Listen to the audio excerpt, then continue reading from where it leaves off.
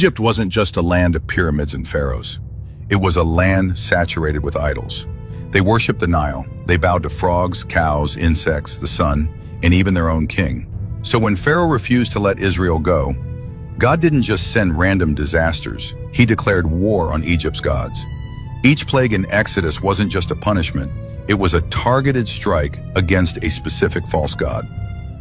The Nile turns to blood. The Nile was worshipped as a giver of life. God turned it into death. Exodus 7:20. Frogs overrun the land. Heket, the frog-headed goddess of fertility, became a curse. Exodus 8:6. Gnats from the dust. Geb, the earth god, was powerless to stop the dust turning into pests. Exodus 8:17.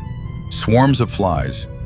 Uatchit, the fly god, was humiliated by swarms bringing filth and disease. Exodus 8:24. Death of livestock. Hathor and Apis, the cow deities, couldn't save the herds. Exodus 9:6. Boils break out on people. Imhotep, god of healing, was silent as bodies blistered. Exodus 9:10. Hail and fire rained from the sky. Nut, goddess of the sky, could not protect the crops or people. Exodus 9:23. Locusts devour everything. Osiris, god of crops and fertility, was powerless to stop the swarm. Exodus 10:14-15. Darkness covers Egypt. Ra, the mighty sun god, was blotted out for 3 days. Exodus 10:22. Death of the firstborn.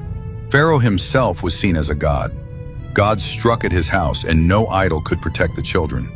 Exodus 12:29. Each plague sent shockwaves through Egypt, not just physically, but spiritually. One by one, their gods were exposed as empty and lifeless. This is a holy war against idolatry. God didn't just want his people free. He wanted the world to know there is no God like him. On all the gods of Egypt, I will execute judgments. I am the Lord. Exodus 12:12. This was more than deliverance. It was revelation, a declaration that no false god can stand before the Almighty. We may not bow to statues or the Nile today, but idols still thrive. Pride, money, power, comfort. When God wants to set us free, he often tears down the things we've trusted more than him. It can feel painful, but it's his mercy. Because freedom begins where idols fall. Almighty God, you alone are worthy of worship. Tear down every false god in my life, anything I've trusted more than you. Open my eyes to your power and holiness. May I never settle for idols when I can have you. You are the God who breaks chains and crushes lies. Amen.